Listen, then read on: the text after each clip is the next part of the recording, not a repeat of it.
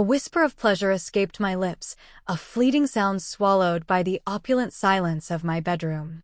I was a queen in a gilded cage performing for an audience of one. Or so I thought. I didn't see the door cracked open a sliver of darkness in the frame. I didn't see him standing there, my husband's son, his eyes drinking in the private theater of my solitude. Welcome to Crimson Tales, the place where the polished veneer of life is peeled back to reveal the raw, aching desires that beat beneath. If you're finding us for the first time, make sure you press that subscribe button and ring the notification bell, because the stories we share are the ones whispered behind closed doors, and you won't want to miss a single one. Now let me ask you this. If the one person who could destroy your world caught you at your most vulnerable, would you beg for their silence? Or would you become a prisoner of their desire? Let's begin. My name is Alara, and this is the story of my fall. To the world, and more importantly to my husband Marcus, I was a masterpiece of his own creation. I was the elegant devoted wife, the perfect hostess, the beautiful woman on the arm of a powerful man. He saw me as the final, most prized acquisition in a life filled with them. But there was another Alara one, hidden from the light. An Alara who felt less like a woman and more like a ghost haunting the halls of her own life. A profound, echoing stillness had settled deep within my soul, a hunger that no amount of material comfort could ever satiate. Marcus was nearly 20 years my senior, a titan of industry carved from granite and ambition. He was a good man in the way a distant king is good to his subjects, providing for them, protecting them, but never truly knowing them. His work was a demanding mistress, pulling him into late nights at the office and frequent trips to cities whose names I only knew from his itinerary. With each passing year, the emotional chasm between us widened. The passion that had once defined us dwindled to a polite, sterile affection, a peck on the cheek in the morning, and the heavy presence of his sleeping body beside me at night. There were nights I would stand before the immense mirror in our bathroom, the cold marble chilling my bare feet, and I would stare at my own reflection, searching for the woman I used to be. Was I still beautiful? Did the fire still exist behind my eyes? Or had I become just another fixture in his perfectly curated mansion? I was 38 in age, where a woman should be in her prime, yet I felt as though I were already fading, becoming translucent. Then Leo came home. He was Marcus's son from a first marriage, a ghost from a life my husband lived long before me. At 23, he had just graduated from university, and he returned to the house for an indefinite stay, a young man standing on the precipice of his own life. He wasn't the lanky teenager I vaguely remembered from holidays years ago. He was a man now tall and lean, with a jawline so sharp it looked like it could cut glass. But it was his eyes that unsettled me. They were a warm liquid brown, the same shade as his father's, but they didn't hold the same detached kindness. Leo's eyes were alight with a startling, predatory confidence. When he looked at me, it wasn't with the familial deference of a stepson. It was with an intense analytical curiosity that made me feel seen. And I couldn't decide if it was terrifying or thrilling. At first, I brushed it off. It was my own loneliness, I told myself, a mind starved for attention playing tricks on itself. It was just hormones, the desperate craving for validation from any man, even one so forbidden. I was a respectable woman, the wife of Marcus Thorne. Such thoughts were beneath me. But then came the night that shattered my carefully constructed reality. Marcus was in Singapore for the week, another crucial deal to be brokered. The house, usually just quiet, felt cavernously silent, its emptiness pressing in on me from all sides. I sought solace in a bottle of expensive red wine, a gift from a husband who knew my taste, but had forgotten the sound of my laughter. Dressed in a slip of silk that felt like a second skin, I let the melancholic strains of a piano concerto fill the master suite. In that moment wrapped in music and the intoxicating haze of alcohol, I believed I was utterly blessedly alone. I was so lost in my own world that I didn't hear the soft knock on my bedroom door. I didn't see it creak open. I didn't see Leo standing in the shadows of the hallway, his silhouette a dark slash against the dim light. I didn't see him watch, as under the soft canopy of my sheets, I finally gave in to the ache that had been plaguing me for months, my body seeking the release my heart was denied. The truth of his intrusion didn't reveal itself until the harsh light of the next morning. There on the gleaming marble of the kitchen island sat a single folded piece of paper. It was a note placed squarely where he knew I would see it. My heart hammered against my ribs as I unfolded it, my fingers trembling slightly. The handwriting was a confident masculine scrawl. "You were beautiful last night." I didn't mean to watch, but I couldn't look away. The air rushed out of my lungs. A cold dread sharp and painful pierced through me.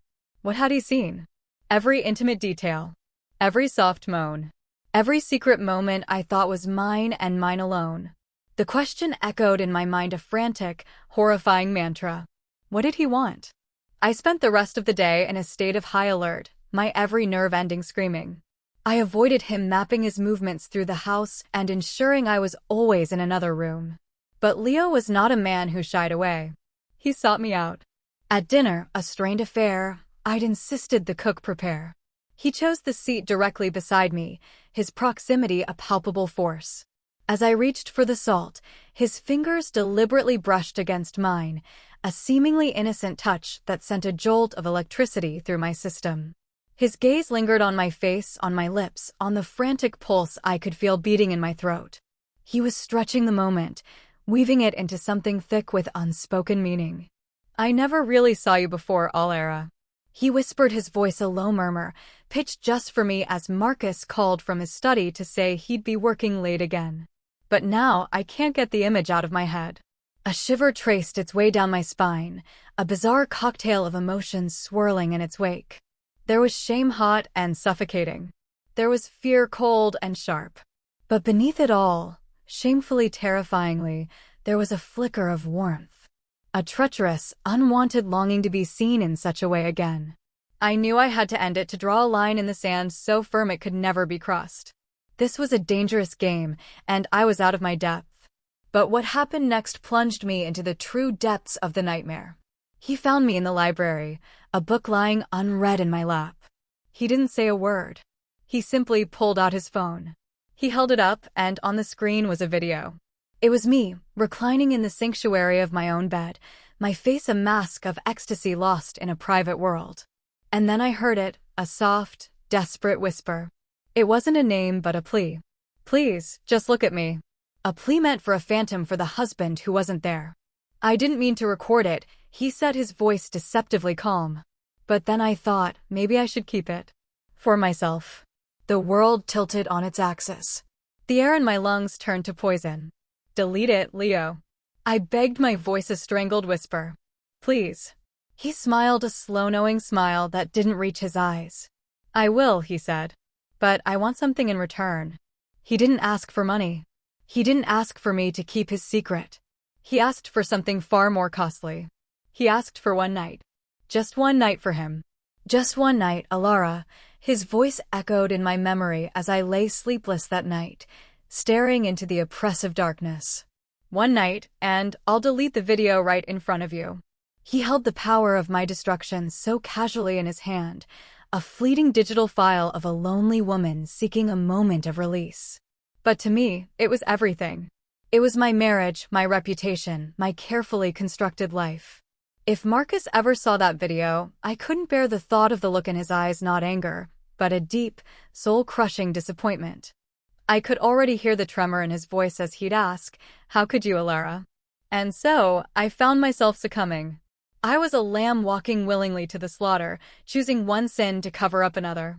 I rose from my bed, my feet cold on the hardwood floor, and made my way down the silent hallway to Leo's room. The door was slightly ajar, as if he knew I would come. He was sitting on the edge of his bed, wearing nothing but a pair of low-slung gray sweatpants that did little to hide the powerful lines of his body. His bare torso was sculpted, each muscle defined in the dim lamplight. His chest rose and fell in a slow, deliberate rhythm as he watched me, his eyes dark and unreadable. "You came," he said. "It wasn't a question. This is a mistake." I snapped, my voice harsher than I intended, my heart, a frantic bird beating against the cage of my ribs. "A terrible mistake." He nodded slowly, but his eyes told a different story. "Then let's make it a memorable one." I took a deep, shuddering breath. My body, that great traitor, was already responding to him just as it had responded to my own touch when I thought I was alone. I stepped into the room, closing the door behind me with a soft click that sounded like the locking of a cell. Time seemed to warp, stretching and slowing. Leo didn't touch me at first. He stood up and circled me slowly like a predator assessing its prey, his gaze memorizing every line of me, every flicker of fear in my eyes. "You're nervous," he murmured, his voice a low vibration in the quiet room. I didn't answer. Giving him a response felt like giving him power. "You're even more beautiful up close." I squeezed my eyes shut, surrendering to the darkness. Why did his words, so simple and direct, send a forbidden thrill through me? Why did guilt and desire feel so hopelessly, deliciously intertwined? He moved closer still until I could feel the heat radiating from his body, his scent clean and masculine, filling my senses. "I won't touch you," he whispered, his lips brushing against my ear, sending a cascade of shivers down my spine. "Not until you ask me to. But once you ask, Alara, there's no going back." I should have run. I should have screamed. I should have slapped his handsome face and fled back to the cold safety of my own bed. But my own desperate loneliness had backed me into a corner, and all that came out of my mouth was a single damning whisper. "Touch me." Afterward, I sat on the edge of his bed, the sheet pulled up to my chin, cloaked in nothing but the suffocating weight of my own shame. He held out his phone. The video. The visual record of my initial solitary sin. He pressed play. I watched myself, my face contorted in a pleasure that seemed alien to me now. I heard my own soft whisper. He smiled, that same knowing smile. "Delete it," I said, my voice flat and lifeless. He held the phone so I could see his thumb hovering over the trash icon. He pressed it. A small animation, a confirmation. Deleted. Gone. I let out a breath I didn't realize I'd been holding, waiting for a wave of relief to wash over me. But it wasn't relief that came. It was a new, more profound sense of dread. As I stood up to leave, my legs unsteady, his voice stopped me. "This doesn't have to be the end, you know," he said softly. I turned. A cold knot formed in the pit of my stomach. The original is on my laptop. My knees almost buckled. You lied to me." "No," he said, his composure serene, almost gentle. "I just omitted certain details.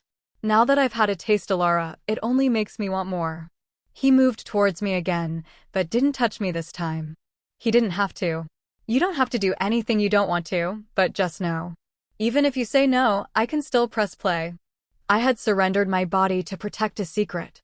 Now he owned more than just my silence. He owned me.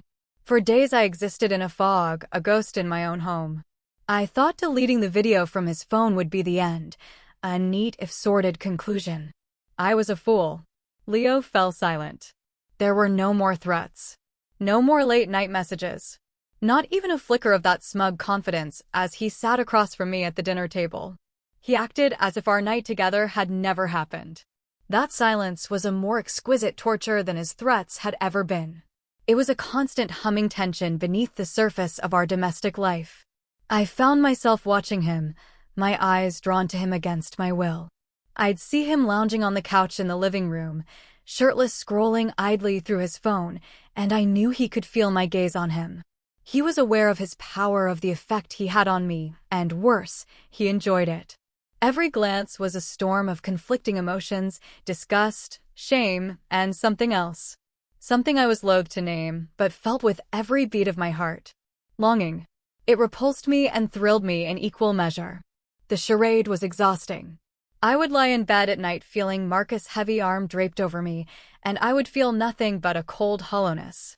I would find myself in front of the bathroom mirror staring at the woman I'd become, a liar, a cheat, a woman who had desecrated her marriage bed with her husband's own son.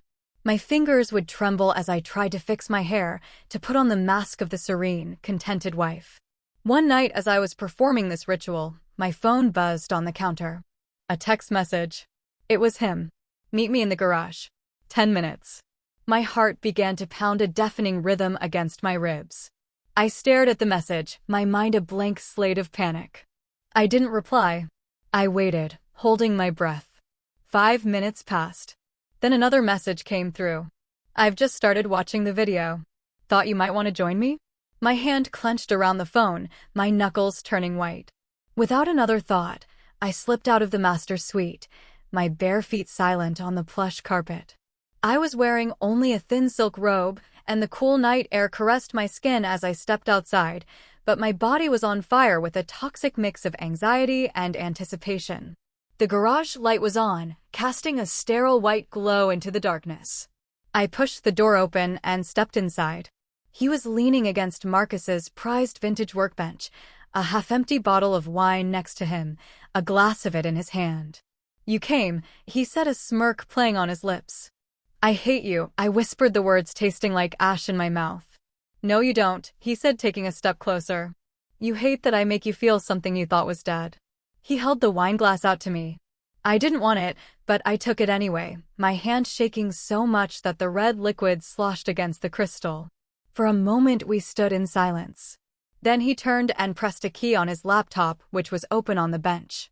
And there I was, larger than life, illuminated by the cold blue light of the screen, my body arching, my mouth open in a silent cry of pleasure.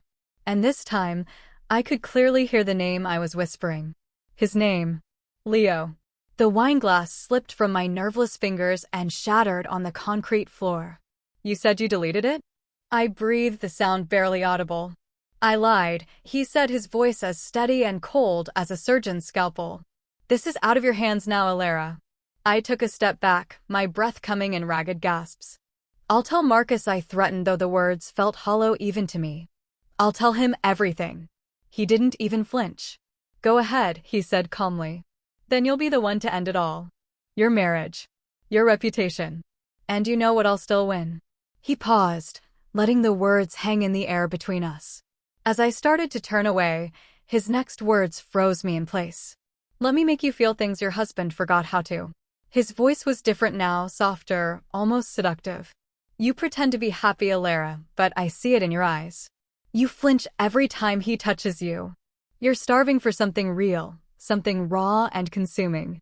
He was closer now, his hand finding my waist, his touch gentle but firm. I slapped it away, a reflexive act of defiance. But my body, the ultimate betrayer, defied me. My breathing quickened. My heart pounded not with fear, but with a dark, terrible excitement. I hated how my body leaned into him, even as my mind screamed in protest. "You want to hate me?" He whispered, his lips against my neck, his breath warm on my skin. "But your body is telling a completely different story."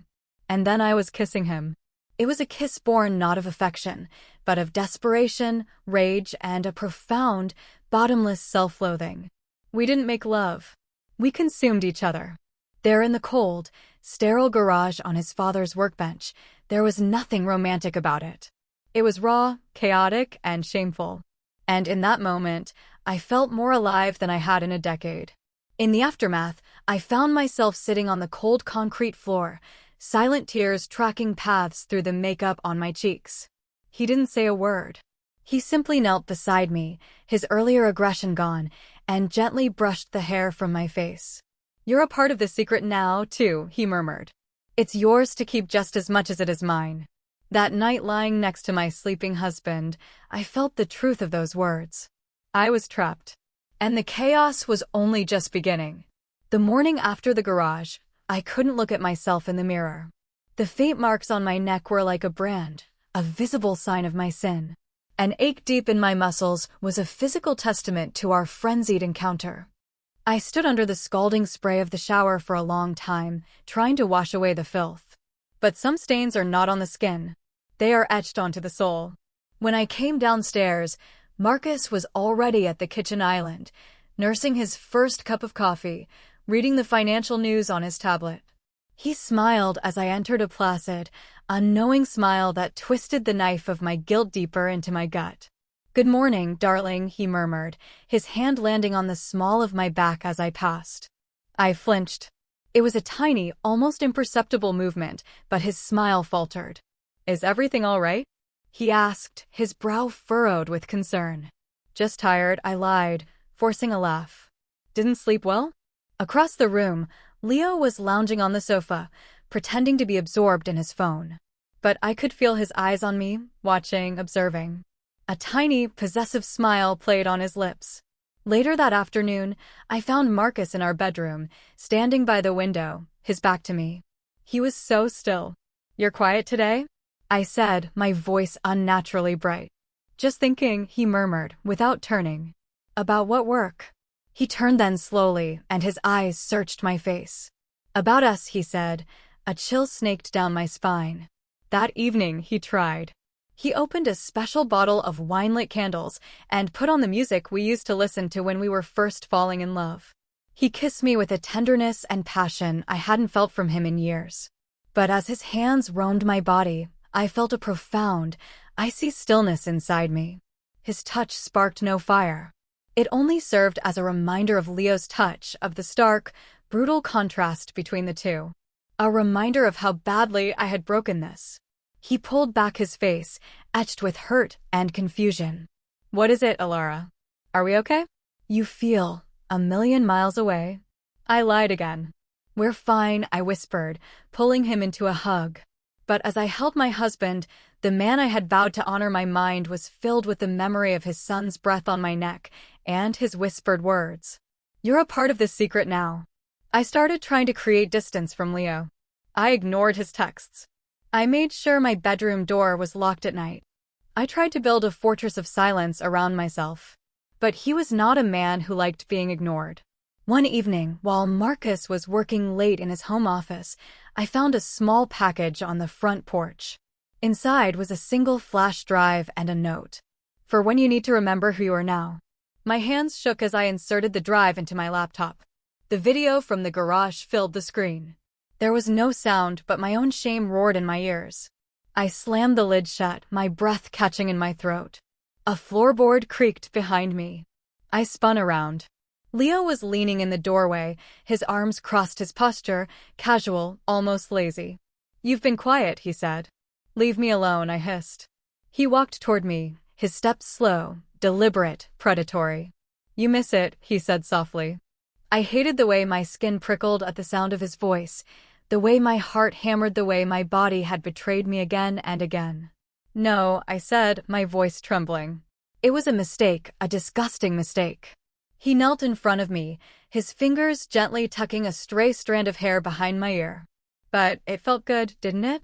he murmured. "You crave it, the way I see you, the way I touch you." I swatted his hand away. "I am your father's wife." He let out a low, dark chuckle. "And yet you sighed my name." The following morning, Marcus cornered me before he left for the office. He took my face in his hands, forcing me to meet his gaze. His eyes were filled with a deep, searching sadness. "I feel like I'm losing you, Alara," he murmured. "Are you hiding something from me?" My lips parted.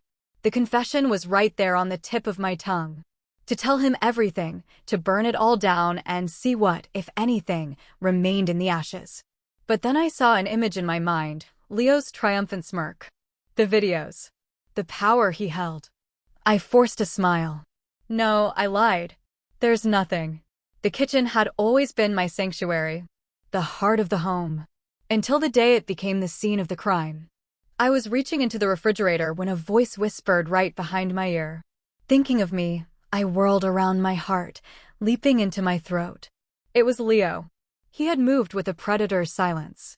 "Stop it," I whispered urgently. "This is over."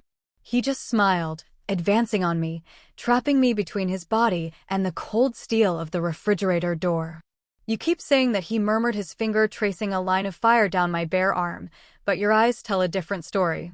His lips found the sensitive skin of my neck, and despite everything, my knees went weak. The line between longing and peril had blurred, and the mixture had become my addiction. His mouth claimed mine in a kiss that was rough, untamed, and utterly reckless. The sharp edge of the counter pressed into my back as he effortlessly lifted me onto it. For a single fleeting moment of madness, I didn't care who I was or what I was doing. I was simply adrift. And then we heard it. The unmistakable sound of the front door creaking open. The jingle of keys being tossed into the ceramic bowl on the hall table. A familiar beloved voice calling out, "Darling, I'm home early." The meeting was canceled. Everything stopped. Leo's hands on my body. The rhythm of my own frantic breath. Time itself. I pushed him away, my heart pounding like a drum of war inside my chest. It was too late. Marcus stood in the doorway of the kitchen. His briefcase was still in his hand, his tie slightly askew. His expression shifted in a horrifying slow-motion sequence from happy surprise to confusion to dawning comprehension to a final shattering devastation that broke my heart. My lips parted, but no sound came out. His gaze, once so full of love, pierced right through me before shifting to Leo, who stood frozen, his shirt untucked, his lips slightly swollen. The air in the room grew thin, sharp, and unforgiving. The silence was louder than any explosion. Julian. I finally breathed, taking a step toward him. He flinched back as if my presence burned him. I trusted you, he said, his voice hollow, empty of all emotion. I reached a hand toward him. Please don't, he snapped, his voice cracking. Don't touch me. He turned his gaze, now blazing with the fire of betrayal, on his son. And you? My own son. Leo just bowed his head, shrouded in a guilty silence. Marcus let the briefcase slip from his grasp. It hit the tiled floor with a heavy thud that resonated deep in my bones. He didn't yell. He didn't scream. He simply walked past us, a man utterly broken, and out the front door, which slammed shut with a finality that echoed through the house and through the rest of my life. In that one deafening sound, my world had ended. I stood there frozen on the cold kitchen tiles. Leo started to speak, but I held up a trembling hand. Don't, I choked out. He looked at me, his usual smugness gone, replaced by something that looked unnervingly like humanity. I never meant for this to happen, he said quietly. A bitter, broken laugh escaped my lips. Neither did I. In the echoing silence of my ruined life, I was finally truly alone. A single choice born of loneliness had unraveled my entire world. I had mistaken a poisonous obsession for a lifeline, and in doing so, I had lost the only man who had ever truly loved me. Secrets are like water. They will always find a way to the surface, and when they do, they can drown everyone you love.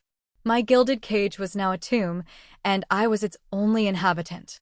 Hidden truths eventually demand their day in the sun, and often they burn everything to the ground when they arrive. Can a heart truly forgive a betrayal so profound, or are some wounds too deep to ever heal? Let us know your thoughts in the comments below, and be sure to subscribe to Crimson Tales for more stories that explore the fragile line between love and deception. Until next time, keep your heart open, but your eyes wider.